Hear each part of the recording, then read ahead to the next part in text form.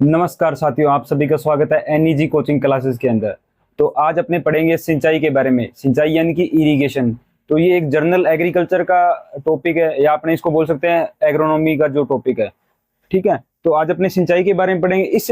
इससे पहले मैं आपको एक इंपॉर्टेंट चीज बताता हूँ कि जो अगर किसी ने टेलीग्राम ज्वाइन नहीं किया है तो डिस्क्रिप्शन के अंदर लिंक है, वहां से टेलीग्राम ज्वाइन कर लें, या फिर आप एनईजी कोचिंग क्लासेस के नाम से टेलीग्राम ज्वाइन कर सकते हैं। और अगर आप चैनल पे पहली बार आए हैं तो चैनल को सब्सक्राइब जरूर करें और बेल आइकन भी जरूर प्रेस कर दे, जिससे आपको ज्यादा से ज्यादा नोटिफिकेशन है वो तुरंत प्रभाव के अंदर आ सके। अब अपने जानते हैं कि इरिगेशन के बारे में, यानी सिंचाई क्या है। तो सबसे पहले अपने देखते हैं कि सिंचाई होती है ना, जो उसको बेसिक फंडामेंटल क्या है उसका सिंचाई का, या अपने सिंचाई किसको बोलेंगे। जैसे बारिश हो रही है तो अपने उसको सिंचाई नहीं बोल सकते। क्यों नहीं बोल सकते, तो इस टॉपिक के अंदर अपने देखते हैं। तो जो सिंचाई होती है ये कृत्रिम तरीके से जब अपने पानी देंगे ना क्रॉप को, या कोई भी जो अपनी फसल है, या पौधे हैं, पेड़ है, चाहे सब्जी है, कोई भी लिविंग जो प्लांट है, उसको जब अपने पानी देते हैं कृत्रिम रूप से, तो उसको बोलते हैं सिंचाई करना। और जो रेन होती है अपने उसको क्यों नहीं बोलते, क्योंकि वो नेचुरली हो रही है, यानी कि प्राकृतिक रूप से हो रही है, तो तब अपने उसको सिंचाई नहीं बोल सकते। और जो सिंचाई है अपने उसको क्यों बोलेंगे, क्योंकि ये आर्टिफिशियल एप्लीकेशन होती है। तो इसकी डेफिनेशन लिख देते हैं मैं एक बार, कि आर्टिफिशियल एप्लीकेशन ऑफ वाटर।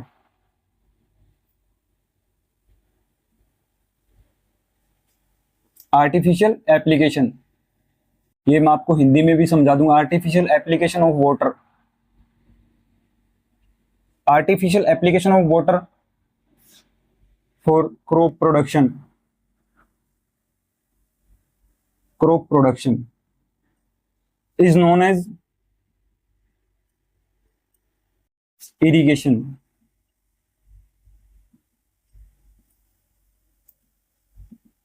तो क्या आर्टिफिशियल एप्लीकेशन, यानी कि जब अपने कृत्रिम रूप से जल देंगे पौधों को, तो उसको बोल देंगे इरिगेशन। यानी कि artificial application of water for crop production, यानी कि फसल उत्पादन के लिए अपने कृत्रिम ढंग से जल दे रहे हैं, तो उसको बोलेंगे इरिगेशन या सिंचाई। अब जो इरिगेशन है या सिंचाई है, इसमें अल्टीमेटली जो सोर्स होता है वाटर का वो होता है रेन। पर जो रेन होती है अपने उसको सिंचाई के अंदर शामिल नहीं कर सकते। क्यों नहीं कर सकते, क्योंकि वो एक नेचुरल फिनोमिना है, या नेचुरल प्रोसेस है, या नेचुरल तरीके से जल मिल रहा है फसलों को, तो अपने उसको सिंचाई नहीं बोल सकते। आर्टिफिशियल जो है ना, ये कभी कभार, हालांकि क्वेश्चन डेफिनेशन से कोई क्वेश्चन नहीं आता, पर स्टेटमेंट में अगर पूछ ले तो ये आपको ये ध्यान रखना है। आर्टिफिशियल एप्लीकेशन यानी कि कृत्रिम रूप से सिंचाई जल देना फसलों को, तो उसको बोलेंगे इरिगेशन। अब जो इरिगेशन होती है ना, उसका अल्टीमेटली जो सोर्स है वो है जल, रेन वाटर। तो जैसे बारिश हो रही है, ठीक है, अपने बारिश हो रही है, उसको अपने तो इरिगेशन ही बोल सकते। पर ये जो बारिश वाला जल है ना, अगर इसको अपने ने पॉन्ड के अंदर स्टोरेज कर लिया, ठीक है, ये पॉन्ड है अपना या टैंक है, ठीक है, तो इसके अंदर स्टोरेज कर लिया, ठीक है। अब जब अपने इस पानी का उपयोग किसके लिए करें, क्रॉप प्रोडक्शन के लिए। किसके लिए, क्रॉप प्रोडक्शन। तब अपने उसको बोल सकते हैं इरिगेशन। हाँ, तो तब इसको अपने बोल सकते हैं, क्योंकि जो रेन वाटर है उसका आपने हार्वेस्ट कर लिया, यानी रेन वाटर हार्वेस्टिंग, यानी कि उसका कलेक्शन कर लिया।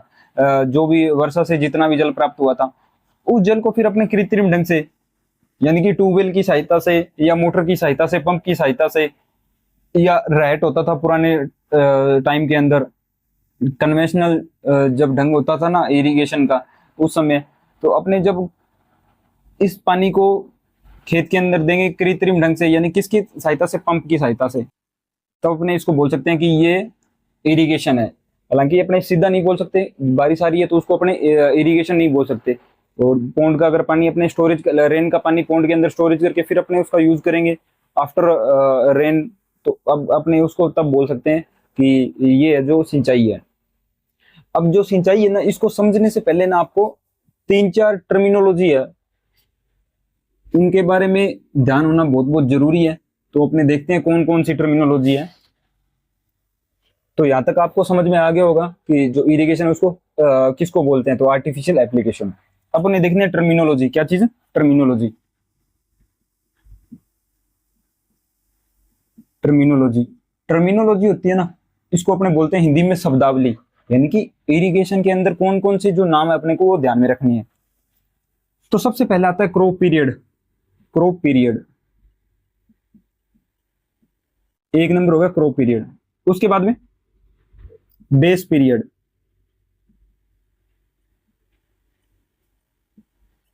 क्रॉप पीरियड, बेस पीरियड, दो चीजें आपको और ध्यान में रखनी है। कोर वाटर, या इसको बोल सकते हैं कोर इरिगेशन।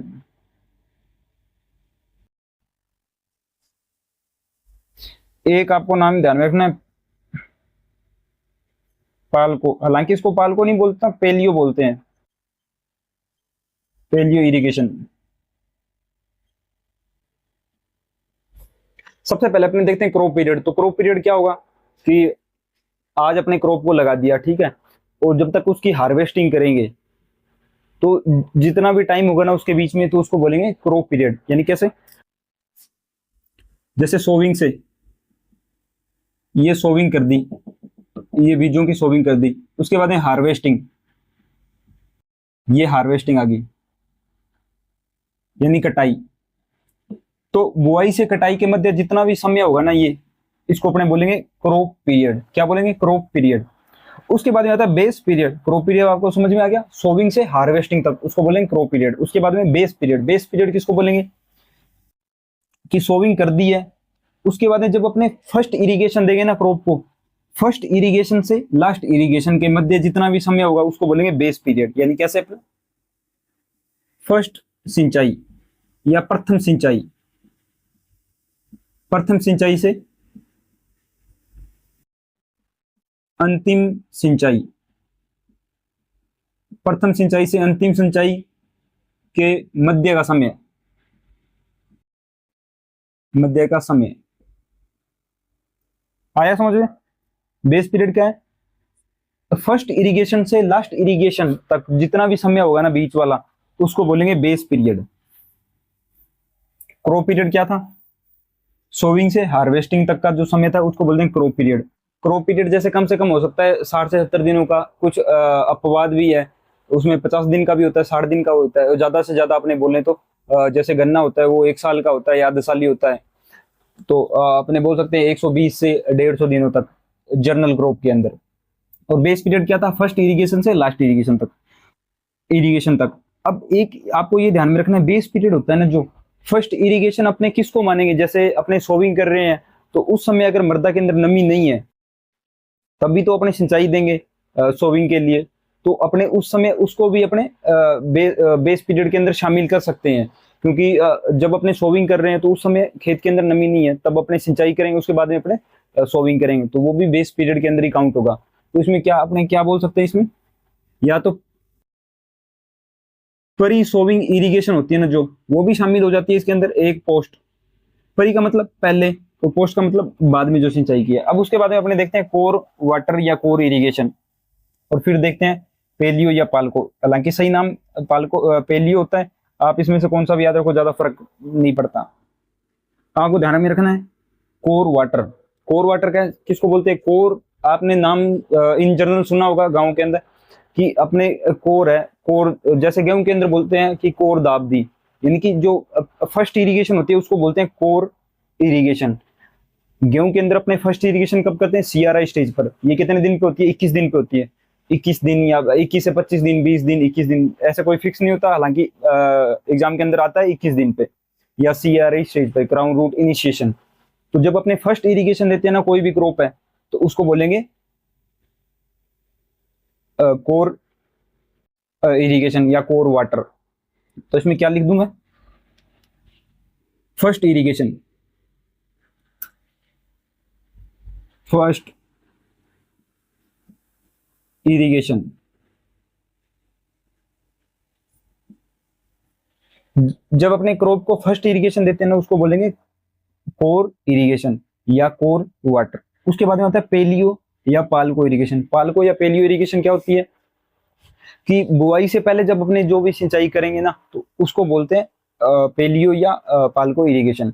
बुआई से पहले, सोविंग से पहले अगर मृदा के अंदर नमी नहीं है तो उससे पहले जब अपने सिंचाई करेंगे ताकि सोविंग है वो हो सके, तो उसको बोलेंगे अपने पालियो इरिगेशन या पालको इरिगेशन। कोर क्या था? कोर था पहली सिंचाई करना, ये सोविंग होगी उसके बाद पहली सिंचाई करेंगे, उसको बोलेंगे कोर वाटर। और पालियो क्या था? बुआई से पहले। तो आपको यहाँ पे ध्यान रखना है बुआई से पहले, बुआई से पहले। कोर और ये पाल्को है, ये ध्यान में रखना। कोर क्या था, यहाँ पे आप इतना समझो कि जो पाल्को या पेलियो, पाल्को या पेलियो, इसमें क्या है, पी से स्टार्ट हो रहा है ना ये नाम, तो पी से अपने क्या बोलेंगे, परी, या पी से अपने बोल सकते हैं पहले, यानी सोविंग से पहले। सोविंग से पहले जो इरिगेशन होगी उसको बोलेंगे अपने पेलियो या पाल्को इरिगेशन, और सोविंग के बाद में जो फर्स्ट इरिगेशन होती है उसको बोलते हैं कोर वाटर या कोर इरिगेशन। तो आप इसको नोट कर लीजिए एक बार, या स्क्रीनशॉट लेना चाहे तो स्क्रीनशॉट ले लीजिए। नेक्स्ट अपने देखते हैं एक दो और टर्मिनोलॉजी है, जैसे कोर इरिगेशन ना, इसी से रिलेटेड एक और है कोर डेप्थ। क्या चीज, कोर डेप्थ।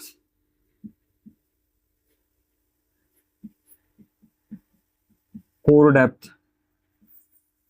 कोर डेप्थ क्या होता है कि जब अपने कोर इरिगेशन की, कोर इरिगेशन क्या है, फर्स्ट सिंचाई यानी फर्स्ट इरिगेशन सोविंग के बाद में। कोर डेप्थ क्या होगी कि जब अपने फर्स्ट इरिगेशन दी है तो उस समय कितनी गहराई तक दी है अपने, उसको बोलते हैं कोर डेप्थ। कितनी गहराई तक फर्स्ट इरिगेशन है वो दी है, जैसे 1 mm दी है, या 2 सेंटीमीटर तक दी है पर हेक्टेयर, या 2 मीटर तक दी है, तो वो है कोर डेप्थ। एक नाम और होता है ड्यूटी। क्या नाम होता है, ड्यूटी। ड्यूटी, ड्यूटी का क्या मतलब होता है कि जो अपनों ने पानी दिया, मतलब रेशियो बिटवीन जो पानी दिया खेत में और जितना यूज हुआ उसको बोलते हैं ड्यूटी। क्या चीज, ये एक रेशियो होता है, किस किस का होता है कि कितना पानी खेत में दिया और कितना यूटिलाइज किया क्रॉप ने, उन दोनों का जो रेशियो होगा उसको बोलेंगे ड्यूटी। और कोर डेप्थ की जो फर्स्ट इरिगेशन दी थी उसके अंदर गहराई कितनी थी, कितनी गहराई तक दो दी, उसको बोलते हैं कोर डेप्थ। और ड्यूटी आपको समझ में आ गया कि रेशियो बिटवीन जितना पानी दिया क्रॉप को अपने ने और उसने यूज कितना किया, उन दोनों का जो रेशियो होता है वो। तो टर्मिनोलॉजी इतनी थी। इसके अंदर पहले पहले क्या थी, क्रॉप पीरियड, यानी कि बुआई से हार्वेस्टिंग तक का जो समय होता है उसको बोलते हैं क्रॉप पीरियड। उसके बाद में देखा बेस पीरियड। बेस पीरियड में क्या था कि फर्स्ट इरिगेशन से लास्ट इरिगेशन, उसके बाद में कोर इरिगेशन यानी फर्स्ट इरिगेशन सोविंग के बाद में, और एक था पेलियो या पाल्को इरिगेशन। उसमें क्या था कि सोविंग से पहले जो इरिगेशन दी जाती है ना उसको, उसके अंदर डेप्थ, डेप्थ यानी कितनी गहराई तक दिया, ड्यूटी यानी कितना पानी दिया और कितना यूटिलाइज किया, उन दोनों का जो रेशियो होता है उसको बोलते हैं ड्यूटी। अब अपने देखते हैं नेक्स्ट, ये इंपॉर्टेंट है, ये ध्यान रखना। काफी बार है ना एग्जाम के अंदर ऐसे पूछा जाता है कि 1 सेंटीमीटर वाटर,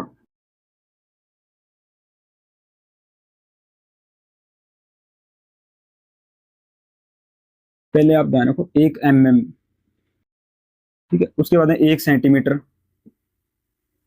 वाटर, ये पर हेक्टेयर के हिसाब से, क्या, पर हेक्टेयर। 1 mm, 1 सेंटीमीटर और 1 मीटर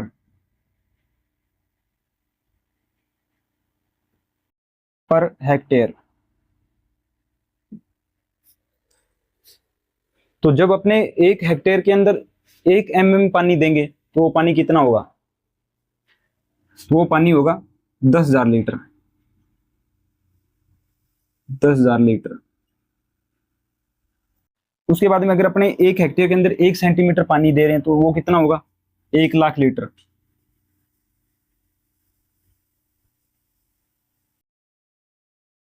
उसके बाद 1 मीटर तक दे रहे हैं तो कितना होगा, 1,10,00,000, 1 करोड़, 1 करोड़ लीटर पानी। इसको समझते हैं कि जैसे ये 1 हेक्टेयर भूमि अपनी, ठीक है, ये 1 हेक्टेयर भूमि होगी अपने, इसके अंदर इरिगेशन दे रहे हैं, इरिगेशन दी है जो 1 mm तक दी है या 1 सेंटीमीटर तक दी है। जैसे 1 सेंटीमीटर इतना होता है, ठीक है, 1 सेंटीमीटर इतना होता है कि इतनी अपनी गहराई तक पानी दिया 1 सेंटीमीटर, तो उस हेक्टेयर के अंदर कितना पानी होगा, 1 हेक्टेयर जमीन के अंदर कितना टोटल पानी होगा, वो कितना होगा, 1,00,000 लीटर पानी होगा। तो ये एग्जाम के अंदर सीधा डायरेक्ट पूछ लेंगे कि आपको 2 सेंटीमीटर इरिगेशन देनी है 1 हेक्टेयर के अंदर, तो कितना पानी आपको आवश्यकता होगी, कितने पानी की। जैसे क्वेश्चन आ गया कि 2 सेंटीमीटर वाटर देना आपको या इरिगेशन करनी है, कितने हेक्टेयर के अंदर? 2 हेक्टेयर के अंदर। तो आपको कितने पानी की आवश्यकता होगी? तो 1 सेंटीमीटर के लिए कितना पानी था 1 सेंटीमीटर में? 1 लाख लीटर। अब यहाँ पे 2 सेंटीमीटर है, ठीक है, तो ये 1 हेक्टेयर के लिए, 1 हेक्टेयर के लिए अपने 2 सेंटीमीटर निकालना है। तो 2 सेंटीमीटर में क्या हो जाएगा? 2 लाख। 2 लाख हो गया। अब 2 हेक्टेयर के लिए निकालना है तो क्या हो जाएगा? 2 से मल्टीप्लाई, यानी कि 4 लाख।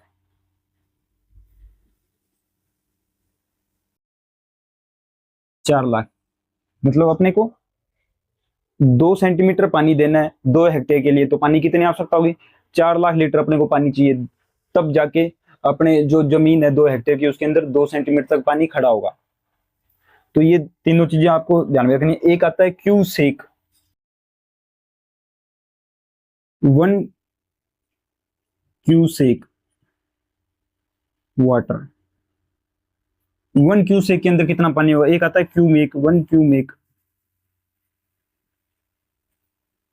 ये बहुत इंपॉर्टेंट चीज है, काफी बार एग्जाम के अंदर डायरेक्ट पूछा जाता है। तो 1 क्यूसेक के अंदर कितना पानी होगा? 28.3 लीटर। और 1 क्यूमेक के अंदर 1000 लीटर।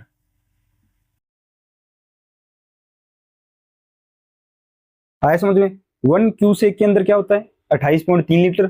और 1 क्यूमेक के अंदर क्या होता है? 1000 लीटर पानी होता है। ये जो दोनों यूनिट है ना, ये जो नहर के अंदर पानी चलता है ना, उस समय काम में ली जाती है, यानी कि नहर के अंदर कितना पानी चल रहा है वो इसी के हिसाब से काउंट किया जाता है।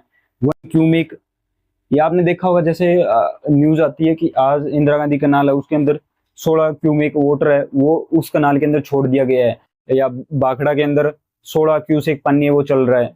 तो आपको यहाँ से पता चल जाएगा कि 1 क्यूसेक या क्यूमेक है उसके अंदर कितना पानी होता है? 1000 लीटर। और क्यूसेक के अंदर 28.3। तो ये आपको ध्यान रखना है।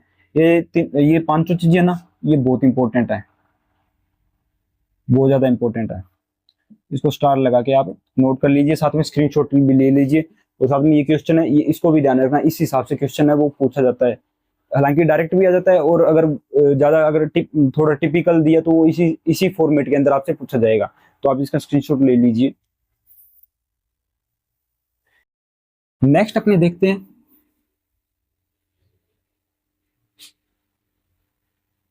कि जो सिंचाई है ना, उसके साधन क्या क्या है। कि अपने सिंचाई कर रहे हैं तो सिंचाई के साधन क्या क्या है, स्रोत क्या क्या है। तो सोर्स ऑफ इरिगेशन या सोर्स ऑफ वाटर,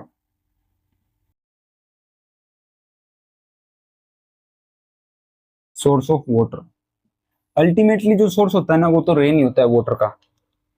तो इसके अंदर दो सोर्स है, एक तो सरफेस, एक होता है सब सरफेस।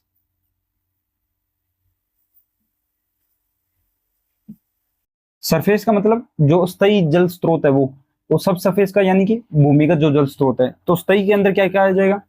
Canal, pond, tank. और सब सरफेस के अंदर क्या आ जाएगा? Tubewell, well. ठीक है, तो ये सब सरफेस के अंदर आ जाएगा। और सरफेस में क्या आ जाएगा? Canal, pond, tank. और भूमि के अंदर जो होगी वो आ जाएगा ट्यूबवेल, वेल, बोरवेल। ये सब चीजें, यानी कि भूमि से अपने पानी है बाहर निकाल रहे हैं तो वो भूमिगत जल स्रोत हो जाएंगे। अब बात आती है कि अगर आपसे एक क्वेश्चन ऐसे पूछ ले कि भारत के अंदर सबसे ज्यादा सिंचाई है तो वो किससे की जाती है, तो आपको ध्यान रखना है ट्यूबवेल से। कि भारत के अंदर, भारत में प्रमुख सिंचाई स्रोत, भारत के अंदर प्रमुख सिंचाई स्रोत ना, वो सबसे पहले आएगा ट्यूबवेल। 41% होता है इससे सिंचाई, ट्यूबवेल से 41% सिंचाई होती है। उसके बाद कनाल, कैनाल से 25% या 26%। तो आपको ट्यूबवेल ध्यान में रखना कि सबसे ज्यादा भारत के अंदर सिंचाई पूछे तो ट्यूबवेल से होती है, उसके बाद में कैनाल से। तो मेजर आपको ट्यूबवेल ध्यान में रखना है कि आपसे पूछे कि प्रमुख सिंचाई का स्रोत कौन सा है, तो ट्यूबवेल। आपने देखते हैं कि भारत के अंदर सबसे ज्यादा सिंचित राज्य है वो कौन सा है, यानी जिसके अंदर सबसे ज्यादा इरिगेशन होती है।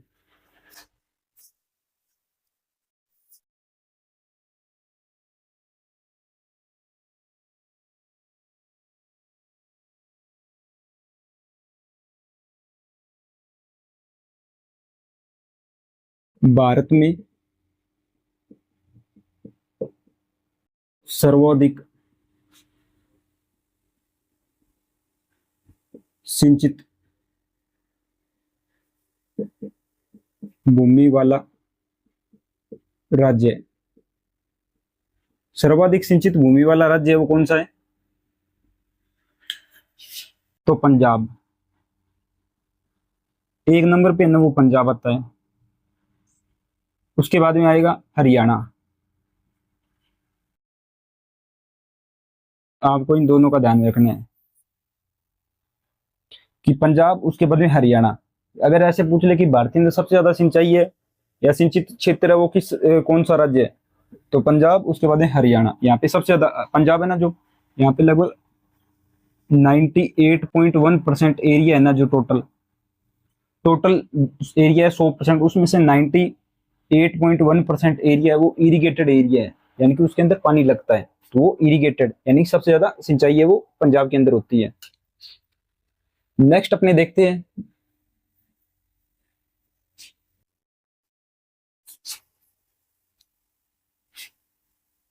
प्रमुख स्रोत कौन से थे? ट्यूबवेल था।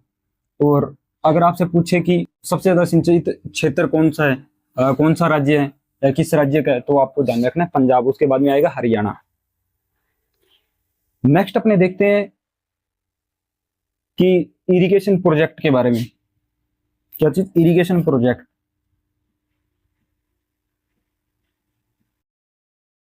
इरिगेशन प्रोजेक्ट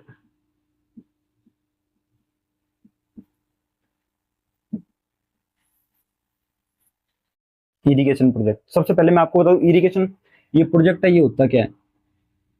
तो जैसे मान लो दो कैनाल है, एक तो कैंत कनाल है, या एक तो जैसे मान लो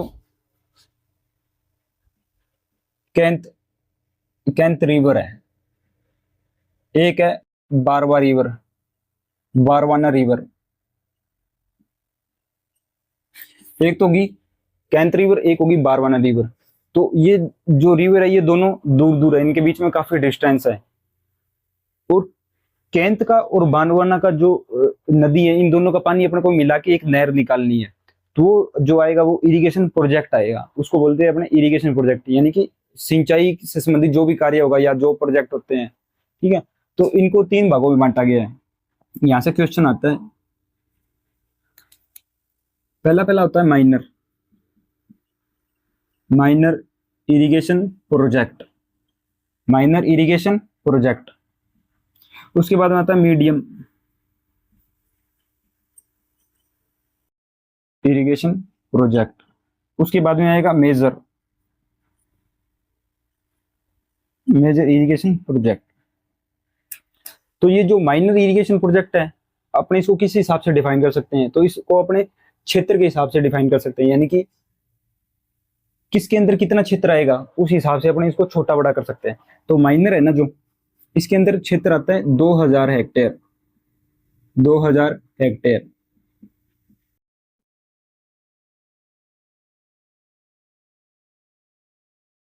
दो हजार हेक्टेयर तक 2000 हेक्टेयर तक भूमि होगी ना, वो आएगा माइनर इरिगेशन प्रोजेक्ट के अंदर। यानी कोई इरिगेशन प्रोजेक्ट है, उसके अंदर 2000 भूमि है, 2000 हेक्टेयर तक भूमि है, वो इरिगेटेड हो रही है या उसमें पानी लग सकता है जिस प्रोजेक्ट से, तो उसको बोलेंगे माइनर प्रोजेक्ट। उसके बाद में मीडियम प्रोजेक्ट कितना होगा? 2000 हेक्टेयर से 10,000 हेक्टेयर तक।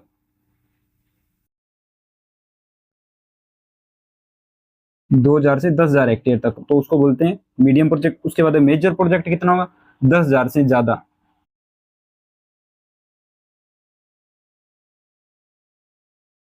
अगर कोई प्रोजेक्ट है उसके अंदर 10,000 हेक्टेयर से ज्यादा भूमि है, तो उसको बोलेंगे अपने मेजर प्रोजेक्ट। तो इरिगेशन प्रोजेक्ट है, उनको तीन भागों में बांटा गया, माइनर, मीडियम और मेजर। माइनर के अंदर कितना था? 2000 तक भूमि है, 2000 हेक्टेयर तक भूमि, तो उसको बोलेंगे माइनर। मीडियम में क्या था? 2000 से 10,000 हेक्टेयर तक भूमि है, तो उसको मीडियम, उसके बाद है मेजर। तो 10,000 से ज्यादा अगर हेक्टेयर भूमि है तो उसको अपने, वो प्रोजेक्ट है उसको अपने बोलेंगे मेजर इरिगेशन प्रोजेक्ट। नेक्स्ट अपने देखते हैं कि जो वाटर यूज इफिशियंसी, आपने देखा होगा वाटर यूज इफिशियंसी क्या है। तो अपने देखते हैं वाटर यूज इफिशियंसी यानी कि जल उपयोग दक्षता। ये इरिगेशन के अंदर यहाँ से क्वेश्चन पूछ लेते हैं, किस हिसाब से क्वेश्चन पूछते हैं वो मैं आपको बता दूंगा।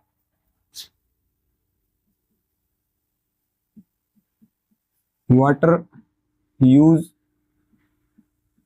इफिशियंसी यानी कि जल उपयोग दक्षता। जानते हैं ये क्या है, कि जल उपयोग दक्षता। जैसे मेरे पास 100 लीटर वाटर है, ठीक है, और 100 लीटर 1000 लीटर वाटर है, ठीक है, 1000 लीटर पानी है, तो उसको मेरे को खेत के अंदर अप्लाई करना है। तो मैंने 1000 में से 700 लीटर पानी है वो क्रॉप को दे दिया, और जो 300 लीटर पानी है वो वेस्टेज चला गया।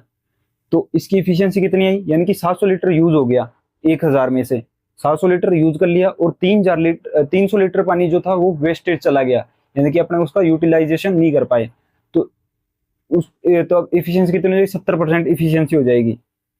तो यहाँ से आप समझ गए होंगे कि जो अपने पानी दिया पौधे को, उसमें से कितना पानी पौधे ने यूज किया और कितना पानी वेस्टेज चला गया, उन दोनों का जो रेशियो होता है उसको अपने बोलते हैं वाटर यूज इफिशियंसी, जल उपयोग दक्षता। तो जितनी अधिक जल उपयोग दक्षता होगी उतना अच्छा प्रोडक्शन होगा। तो वाटर यूज इफिशियंसी होती है ना, ये दो तरीके से होती है। एक तो होता है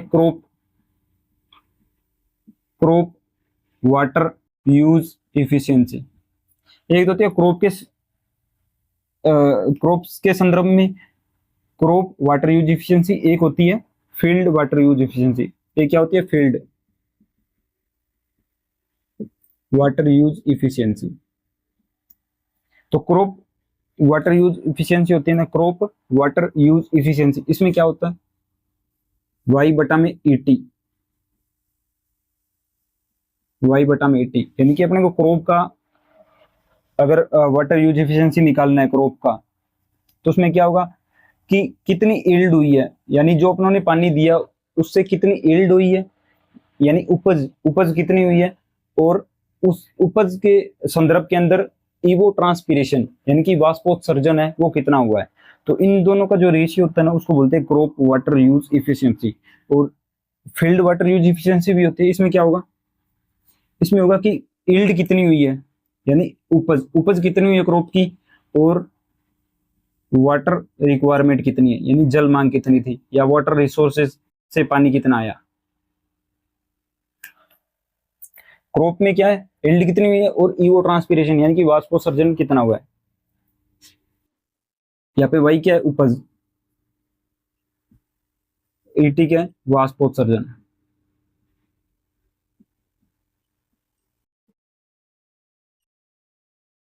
क्रॉप वाटर यूज एफिशिएंसी क्या है, वाई बटा में ईटी, और फील्ड वाटर यूज एफिशिएंसी क्या है, वाई बटा में डब्ल्यू आर। अब क्वेश्चन यहां से कैसे आएगा, एक इसके आपको यूनिट भी ध्यान में रखना, यूनिट, उसके बाद में आपको क्वेश्चन बताऊंगा। यूनिट क्या है, केजी, हेक्टेयर, एमएम, या आ जाता है केजी, हेक्टेयर, सेंटीमीटर।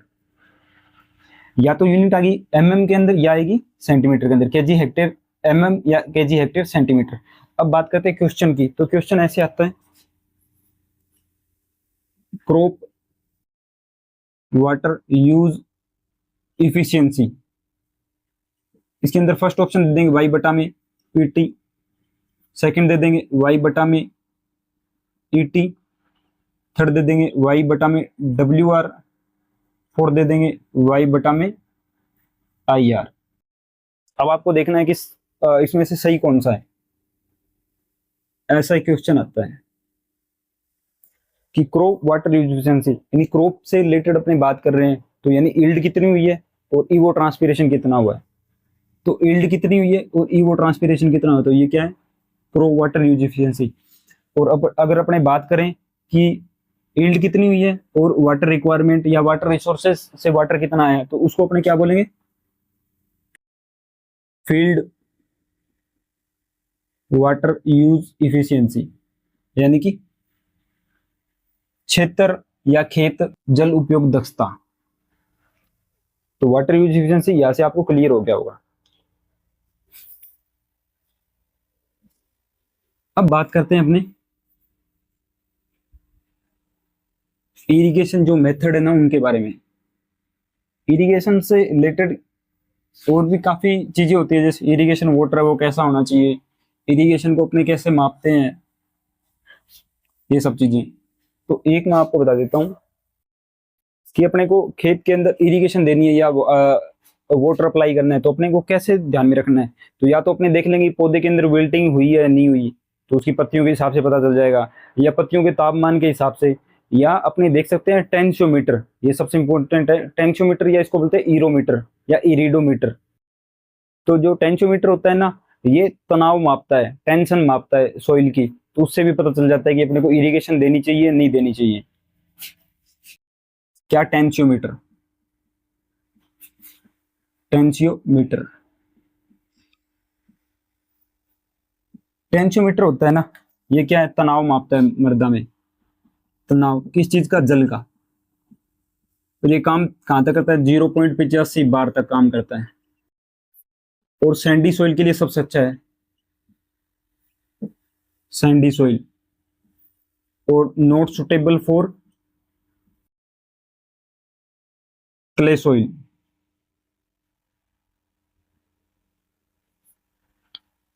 टेंशियोमीटर क्या है, तनाव मापने के लिए काम में आता है या टेंशन मापने के लिए काम में आता है, और ये कहां तक काम करता है, 0.85 बार तक काम करेगा। ये क्वेश्चन पूछा जाता है कि जो टेंशियोमीटर की रीडिंग है वो कहां तक आती है, तो 0.85 बार तक। और सैंडी सॉइल यानी कि जो बालू मृदा है या रेतीली मृदा है उसके अंदर सबसे उपयोगी है, और जो क्ले सॉइल यानी चिकनी मृदा है उसके अंदर ये काम में नहीं लिया जाता, या उसके अंदर इसकी रीडिंग है वो नहीं आती। तो आपको ये ध्यान रखना है। टेंशियोमीटर, टेंशियोमीटर किस काम में आता है, तनाव मापने के लिए, टेंशन मापने के लिए। काम कहां तक करता है, 0.85 बार तक करता है। अब अपने देखते हैं कि जो इरिगेशन है ना उसके मेथड कौन कौन से हैं। तो जो इरिगेशन होती है ना वो अपने 4 तरीके से कर सकते हैं irrigation method. Irrigation method,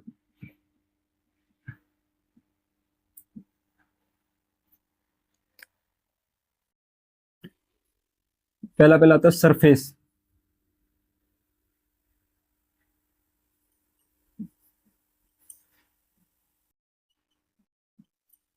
surface irrigation method. उसके बाद है सब सरफेस, सब सरफेस इरिगेशन मेथड। उसके बाद में प्रेशराइज्ड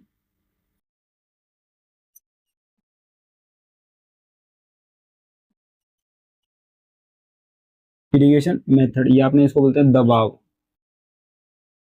दबाव विधि।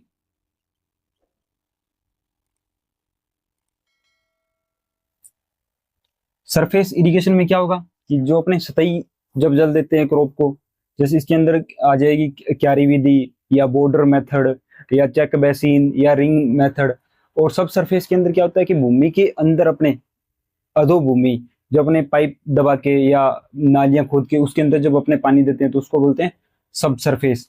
और प्रेशराइज के अंदर, दबाव विधि के अंदर क्या चीज आएगी कि वो विधियां जिनके अंदर दबाव के द्वारा इरिगेशन है वो की जाती है या दी जाती है, उसमें क्या आ जाएगा। एक तो आपने नाम सुना होगा drip irrigation, drip irrigation.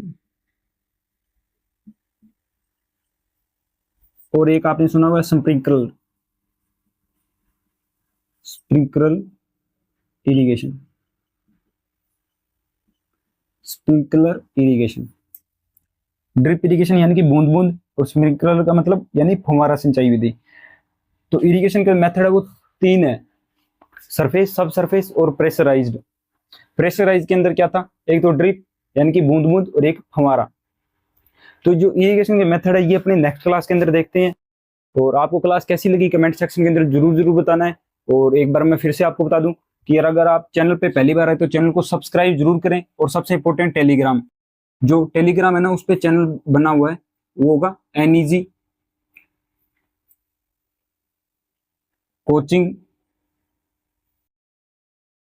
Classes के नाम से, एनईजी कोचिंग क्लासेस के नाम से चैनल, जो टेलीग्राम पे चैनल बना हुआ है, तो उसको आप ज्वाइन कर लें, या फिर जो वीडियो इसके डिस्क्रिप्शन के अंदर लिंक है वहां से ज्वाइन कर लें।